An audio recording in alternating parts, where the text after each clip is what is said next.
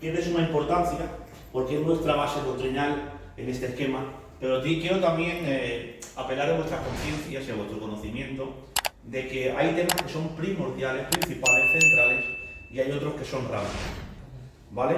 O sea, la primera central, por ejemplo, la primera doctrina central es que Cristo es Dios, que el Espíritu Santo es Dios, Amén. ¿vale? Y que el Padre es Dios. Amén. Y que el único medio para poder salvarse es Jesucristo, ¿vale? Y que el hombre está totalmente incapacitado si no es asistido por la gracia divina, conocido como gracia preeminente, ¿vale? Y que la salvación se obtiene no por obras, sino por medio de la fe. Muy bien. Amén. Siendo esa fe injertada por la palabra del Señor en el ser humano, ¿vale?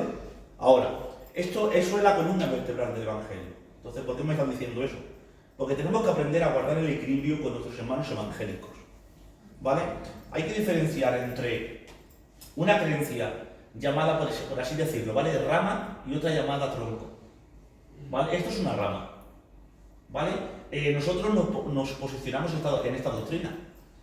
Tú hablarás que ahora lo hablaremos, con los otros evangélicos que se basan en las otras doctrinas que ahora las explicaremos, y ellos se creen que tienen razón.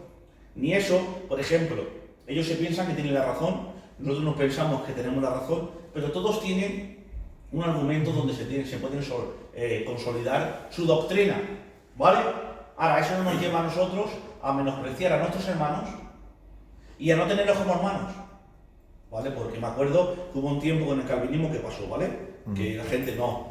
Un calvinista es nuestro hermano. No comparte el mismo proceso de salvación que nosotros, pero es nuestro hermano en la fe, ¿vale? Lo que tiene otra postura diferente a ver el proceso de la salvación. Entonces todo esto es importante para que nosotros lo tengamos, ¿vale? Hoy vamos a tocar lo que se le conoce como escatología. ¿Lo veis ahí? Sí. Escatología es un término de una palabra que quiere decir conocimiento del tiempo futuro, ¿vale? Todo nuestro entendimiento, por humanos que somos, estamos cegados al futuro. ¿Quién puede ver el futuro si no es el Espíritu Santo que interviene por medio del Espíritu Santo?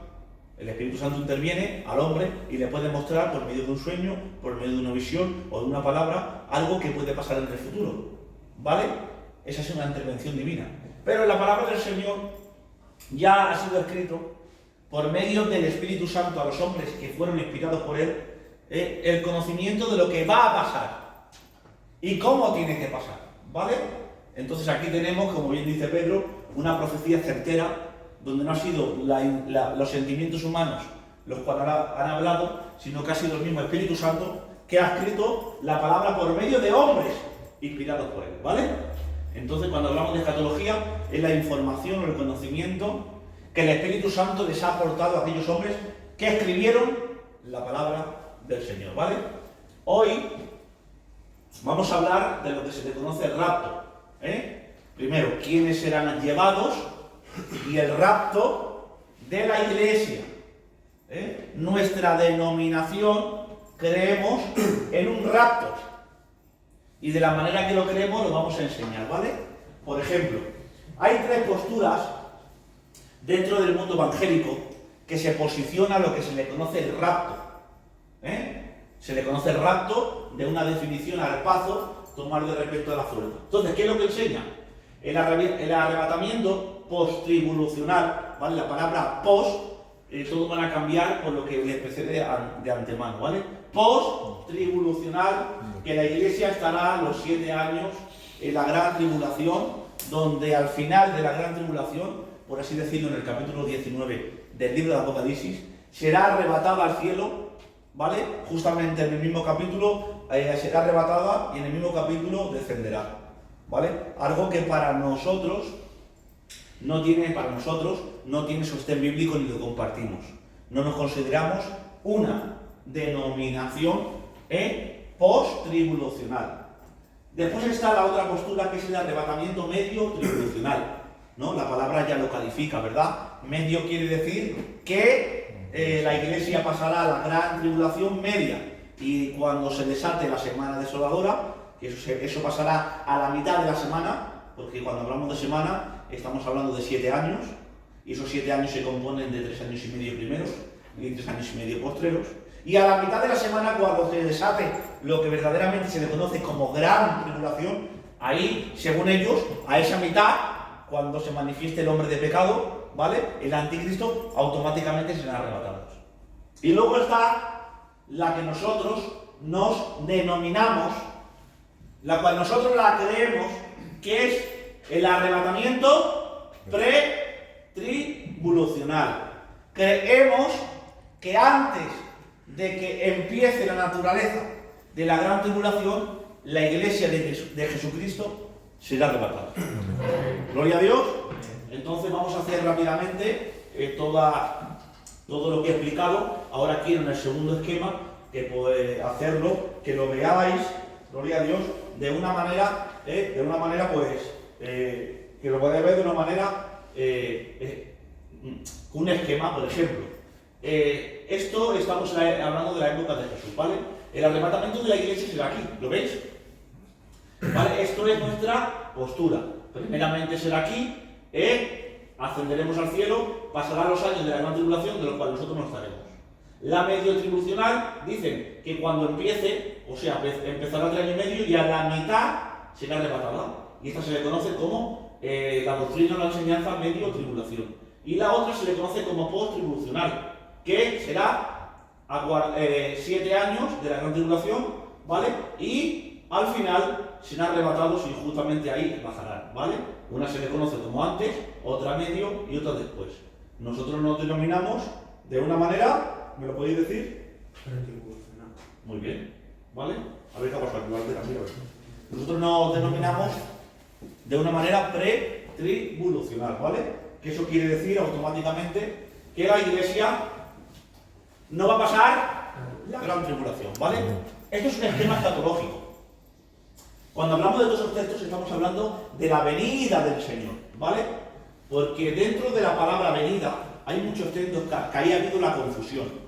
¿Qué? Dentro hay unos textos que están hablando de arrebatamiento, pero en el título pone venida. Entonces, aquí, ¿qué es lo que tenemos? Primero, que la iglesia, antes de que venga la gran tribulación, automáticamente va a ascender a los cielos. Gloria a Dios. Seguimos. Ahora, ¿qué es el rapto?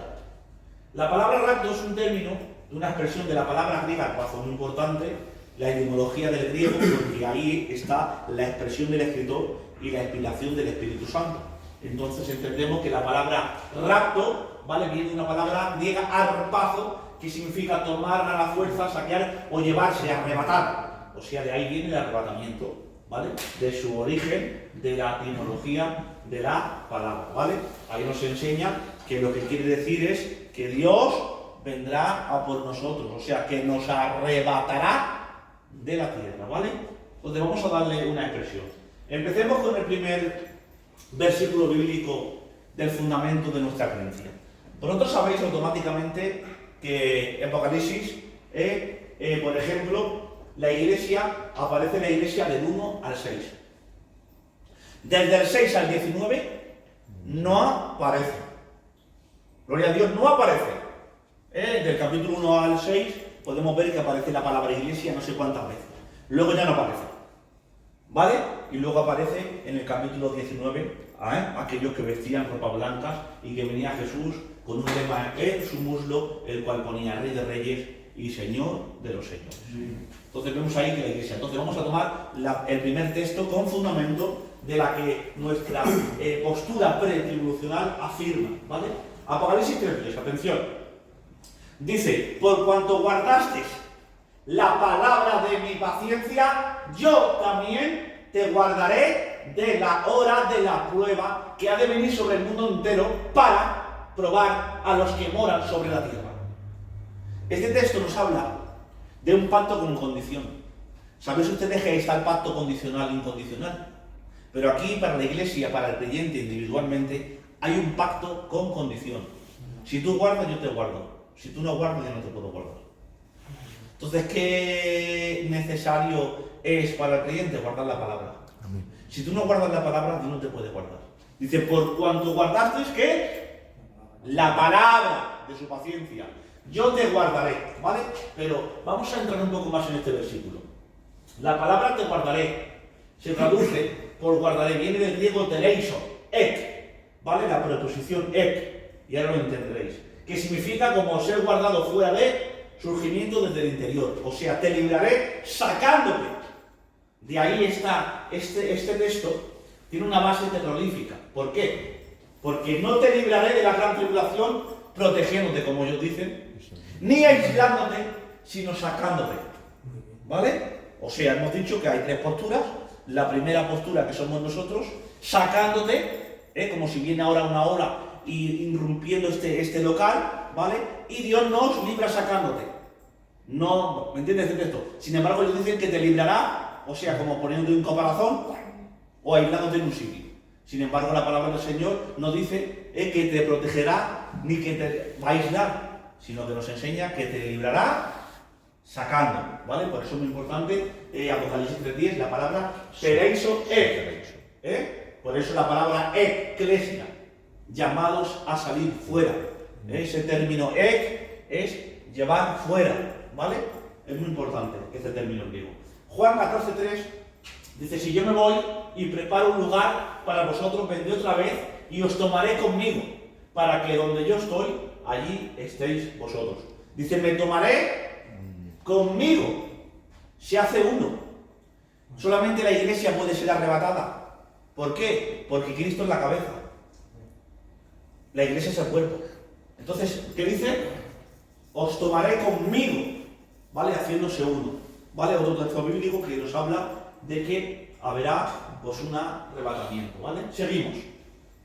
Este texto precioso que dice en 1 Corintios, capítulo 15, versos 51 al 53, ¿vale? He aquí os digo misterio, no todos dormiremos, pero todos seremos transformados en un momento, en un abrir y cerrar de ojos, a la final de trompeta, porque se tocará la trompeta y los muertos serán resucitados incorruptibles y nosotros seremos transformados, porque es necesario que esto corruptible se vista de incorrupción y esto mortal se vista de inmortalidad. Mirad, dentro de este término aquí abajo, en estas frases, vemos dos elementos súper importantes. Primero, ¿por qué es necesario que esto corruptible, hablando de la naturaleza pecaminosa, se vista de incorrupción? Está hablando del deseo pecaminoso que habita en el alma del hombre. Pero dice, y esto mortal se vista de inmortalidad. ¿Qué es mortal? ¿Vale? La incapacidad de que el hombre por naturaleza no es inmortal, sino que ahora mismo cualquier enfermedad nos hace separarnos del cuerpo. Sin embargo, cuando pasa ese proceso, en el aire, lo que se le conoce como la transformación, ¿vale? Por eso dice aquí, no todos dormiremos, pero todos seremos transformados. En un momento, al final de la trompeta, dice, serán resucitados incorruptibles y nosotros seremos transformados. Habla de una resurrección, ¿vale? Y una transformación. El muerto resucita, el que se quede es transformado. Cambia. Uno resucita y otro transformado. Pero todo eso será en un momento, en un abrir y cerrar de ojos. ¿Vale? Entonces, estos textos tienen tanta solidez en 1 Corintios, 1 Tesalonicenses, que la doctrina de la manera que nosotros la creemos, la compartimos, que es la doctrina pre-tribulación, por medio de estos textos, tiene mucho peso. ¿Vale? Seguimos. Ahora hay otro, porque el Señor mismo, con voz de mando, ¿vale? Aquí hubo un detalle, que estuve hablando con el Ramón, que es muy bueno, quedaros con el detalle, porque siempre se ha confundido la trompeta del capítulo 25, la trompeta del capítulo 19 y muchas trompetas que han sido sonadas, pero esta es diferente a todas. ¿Por qué? Porque todas la tocan ángeles para reunir y esta la toca el Señor mismo. Sí, Señor. Entonces ese término es muy importante, ¿vale? Yo hablando con el Ramón, me acuerdo que en el confinamiento creo que fue, me estuvo preguntando, pude ver esta luz, poder hacer la gran diferencia porque ellos mezclaban un toque de trompeta que hay en la gran tribulación con el toque de trompeta que está en 1 Tesalonicenses. Pero cuando tú te paras a contar, la diferencia es que el Señor mismo, aquí no es un ángel que toque la trompeta para derramar juicio o juntar a los escogidos de Israel para que sean juzgados. Aquí es el mismo Dios que toca la trompeta, ¿para qué? Para reunir ¿a quién? A los que han muerto en Cristo, resucitarán primero de nosotros, lo que ya hemos vivido, seremos juntamente con ellos en las nubes, para recibir al Señor en el aire, y allí estaremos siempre con el Señor. ¿Se da cuenta? Porque Dios no toca la tierra. ¿Dónde nos encontraremos con Él? En las nubes. ¿Vale? Ese término es muy importante. Pero ahora vamos a desgranar esto. ¿Qué dice? Con voz de mando. Mira qué bonito. Aquí se está refiriendo, porque dice voz de mando, el Señor mismo con voz de mando. Dentro de la palabra Bereshit, de lo que se le conoce como en hebreo, del libro del Génesis, el único ser que hay por excelencia, que tiene poder de crear de la nada, ¿quién es? Dios.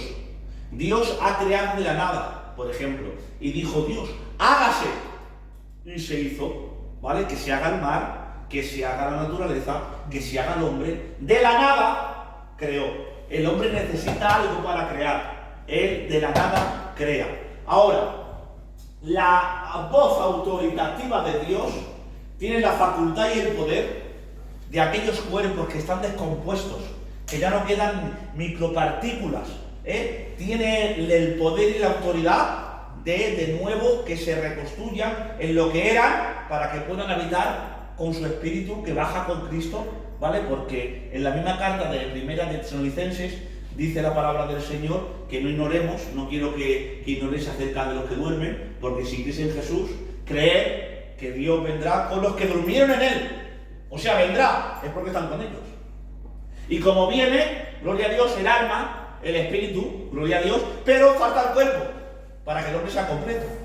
Pero la voz autoritativa de Dios tiene la facultad, por eso llegará un momento que los sepulcros oirán su voz. No es que los sepulcros oigan su voz, sino que la voz autoritativa de Dios romperá, aleluya, el frío mármol y sacará las pequeñas partículas que queden, si quedan, para de nuevo poder construir ese cuerpo como era, para que ese cuerpo pueda ascender en el aire y pueda haber una transformación y el hombre pueda ser el ser completo que Dios ha deseado, llamado cuerpo, alma y espíritu. Gloria a Dios, eso es la voz autoritativa de Dios. Cuando dice voz de arcángel, se está refiriendo que el arcángel siempre en la escritura ha representado el guerrero, ¿vale? Cuando desafió en el libro de Daniel, cuando en el capítulo 12 pelea contra la serpiente antigua, contra el dragón escarlata, aquel que arrastró con su cola la tercera parte de las estrellas del cielo, está hablando de guerrero. Entonces Dios vendrá como un guerrero. ¿Para qué? Para poder vencer y darle muerte a la muerte y al sepulcro. Por eso, dentro del contexto, ¿vale? Del contexto, porque lo venía también hablando con mi hermano, la palabra contexto viene el significado es un solo tejido. Y cuando nosotros no leemos bien la palabra del Señor, es como si sacamos un tejido de la misma camiseta. O sea, acabamos rompiendo la camiseta. ¿Por qué? Porque no hemos guardado el orden del solo tejido que está cosido. Eso es el problema de sacar un texto del contexto. Porque la palabra contextus, del latín, significa un solo tejido. Entonces, el contexto es un solo tejido. Entonces, cuando hablamos de Corintios, capítulo 15, ¿vale? Muchas veces habéis escuchado en los púlpitos, hermanos, os olvidan la muerte en victoria, o sepulcro, ¿dónde está tu aguijón? O muerte, ¿dónde está tu victoria? Pero la palabra no dice eso. ¿Por qué? Porque dentro del contexto, después de Corintios capítulo 15, cuando esto es dice, cuando esto mortal se viste de inmortalidad y esto corrupto de corrupción, dice, y entonces, la palabra entonces es del segundo evento después de haber pasado el primero.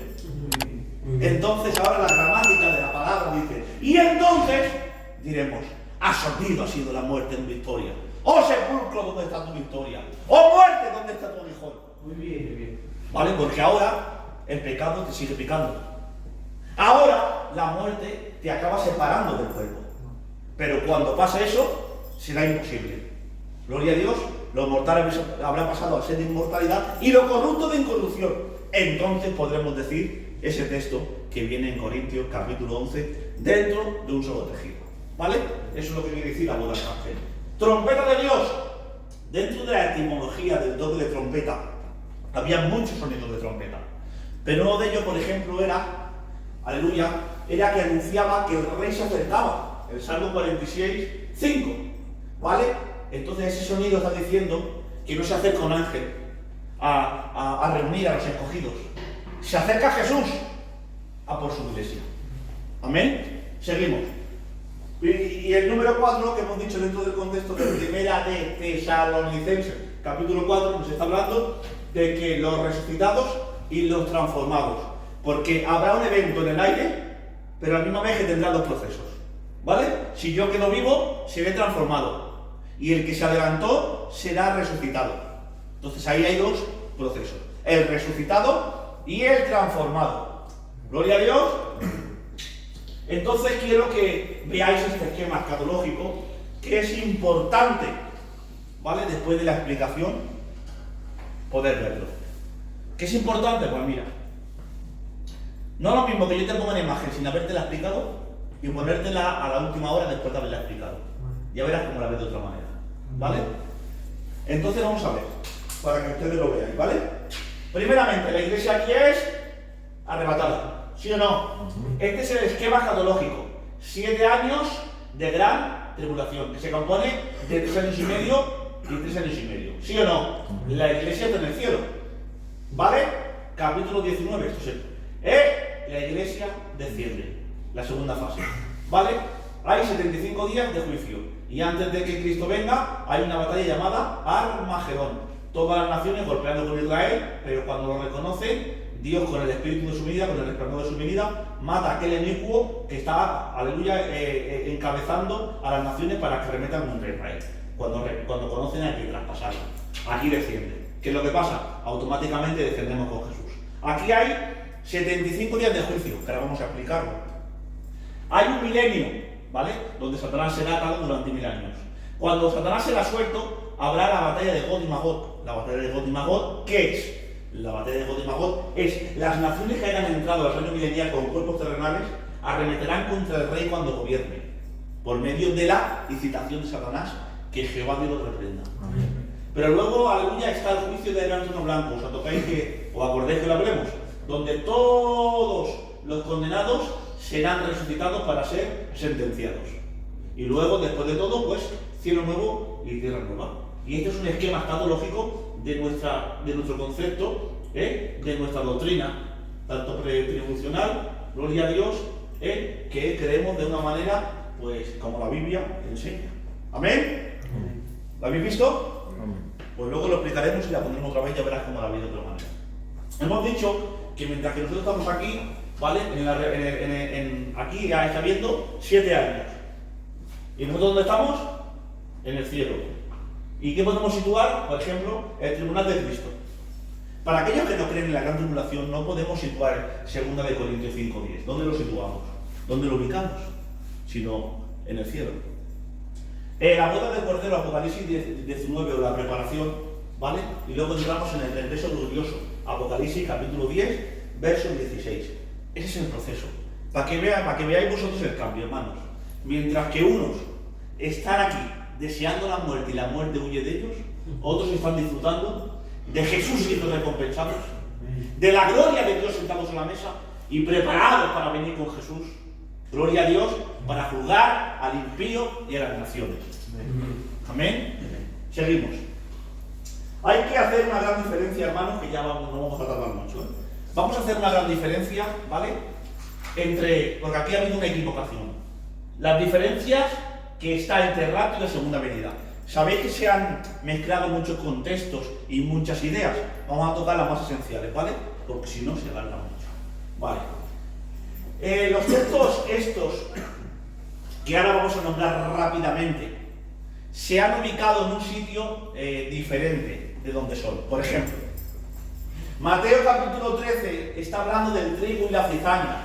El mismo texto te está enseñando, ¿vale?, que el trigo son aquellos que han aceptado al Señor en la gran tribulación y la cizaña son aquellos que no han querido aceptar al Señor, ¿vale? Y al final del siglo Dios enviará a sus ángeles para que recojan el trigo en el granero reino milenial y desechen la cizaña al fuego aleluya, que siempre está ardiendo. Entonces, ¿cuándo será? Dice la palabra dentro del contexto, al fin del siglo. ¿Y cuándo será al fin del siglo? A finales de la gran tribulación. Entonces, ¿para quién es Mateo capítulo 13? Para Israel.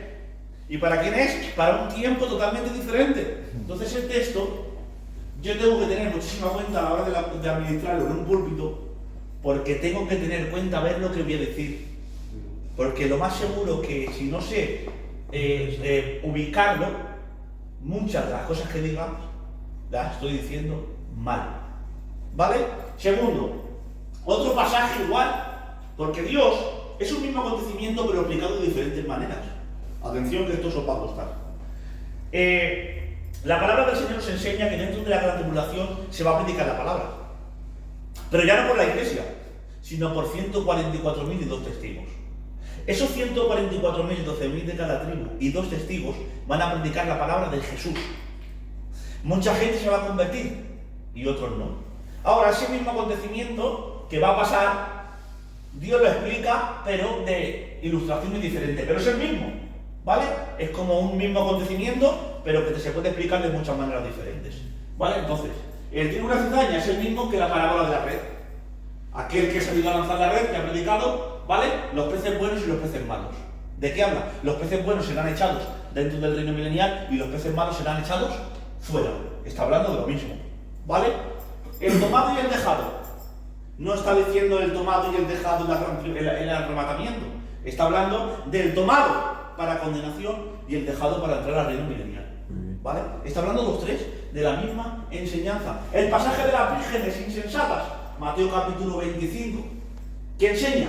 Pues de aquel Israel que acepta que le echa aceite a sus lámparas, y el Israel que no. El Israel que sí, haya luz y puede estar con el esposo, ¿sí o no? Pero el Israel que no, fuera, no puede entrar. ¿Se dan cuenta? El mismo acontecimiento explicado de una manera diferente. Tanto Mateo 24, Mateo 25 y como los pasajes de Apocalipsis, capítulo 6, verso 19, la iglesia no aparece. Luego, entonces, ¿qué nos quiere decir? Atención, que os va a gustar. ¿No veis algo en común entre estos textos? Sí, que lo dice el mismo libro. ¿Qué libro lo dice? Mateo. ¿Y para quién va dirigido? Para Israel. ¿Se dan cuenta? Lo importante que es hermenéutica. Por no utilizar bien hermenéutica a veces, hacemos con los textos lo que nos dé la gana. Y por así decirlo, el tejido que va unificado entre sí, acabamos rompiéndolo. ¿Por qué? Porque no guardamos la sintonía que tiene el contexto. ¿Vale? Seguimos. Entonces, hermanos, las diferencias que hay, primero, en el rapto Cristo viene en el aire y vuelve al cielo, pero en el evento final de la segunda venida, Cristo viene a la tierra y permanece en la tierra. Segundo, en el rapto Cristo reúne a los suyos, pero en el evento final de la segunda venida, los ángeles reúnen a los elegidos. ¿Te das cuenta de la diferencia? Reúne los ángeles y reúne Cristo. Tercero, en el rapto Cristo viene a recompensar.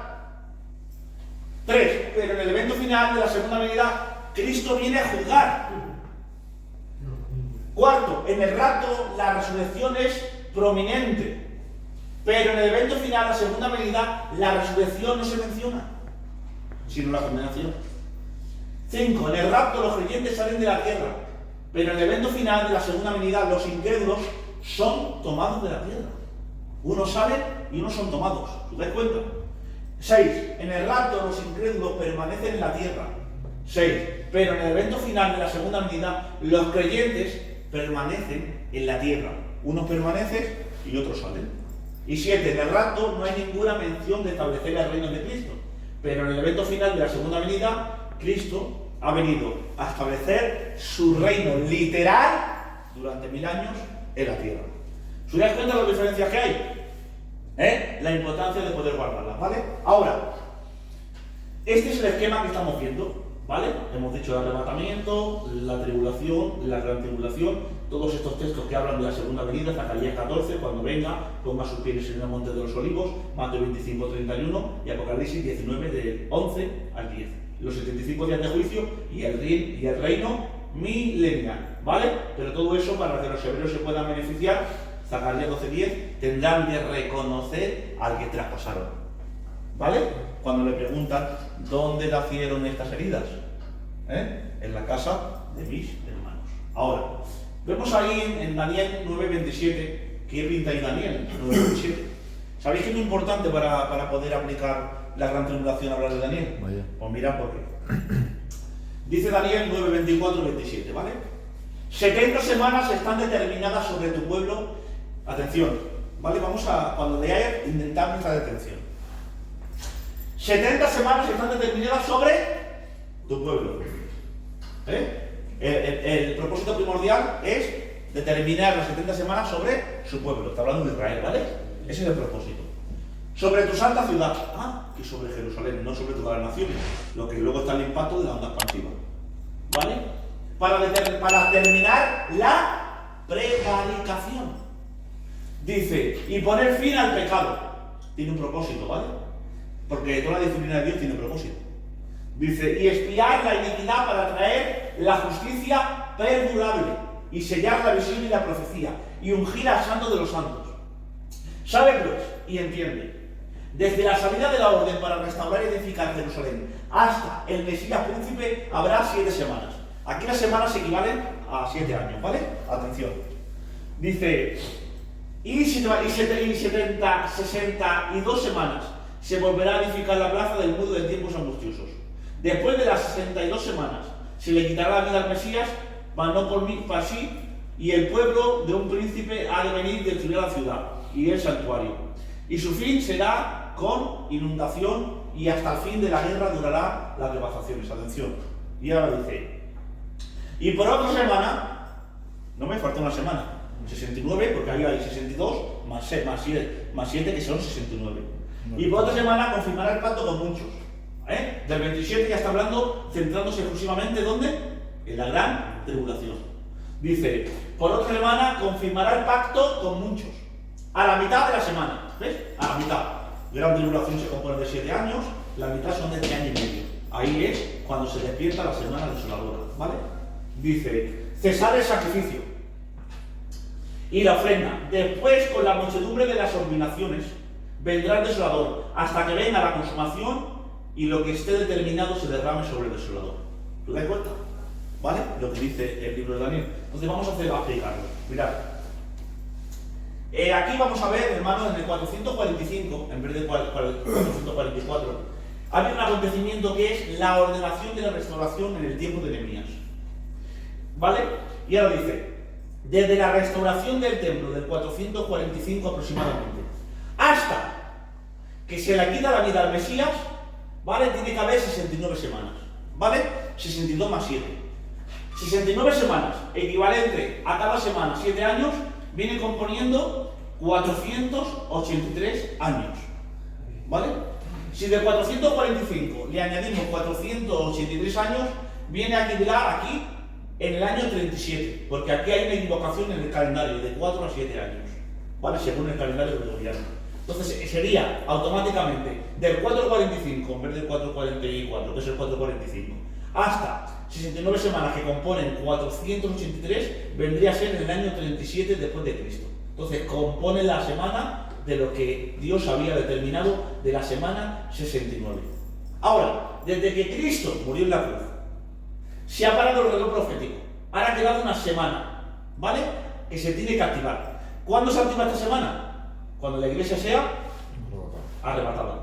Y automáticamente cuando la iglesia sea arrebatada, faltará una semana por cumplir. ¿Qué semana será? La... Muy bien.